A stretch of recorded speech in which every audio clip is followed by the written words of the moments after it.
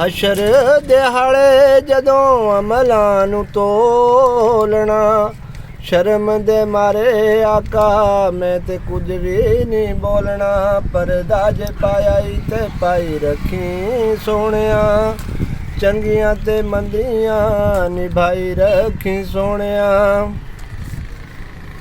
ते आज माशाल्लाह दुनिया से न दौलत से न घर आबाद करने से तसल्ली दिल को होती है, खुदा को याद करने से।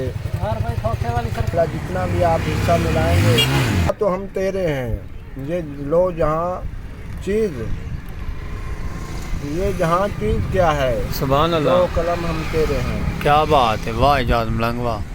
नात सुना लो, कोई नात सुनाओ ना। हाँ पाद साहब चढ़िया दोरी निभाई रखी सोनिया, आका तेरे भी ते मैं गुलामां दा गुलाम। ओ कहंदे खास कि मैं आमा तो भी आमा, परदा जे पाया ही ते पाई रखी सोनिया। बेवा रे है अपना इजाज़ मलंग ते माशाल्लाह प्यारी जी नात सुनवाई सी ते मोहब्बत करनी कमेंट करन प्यारे जेड़ा से इजाज़ मलंग की में सुनदे पे ना इजाज़ मलंग सुनदे पे नात सागो प्यारी जी। और अल्लाह हाफिज़ इस छोटी जी शॉर्ट वीडियो नाल।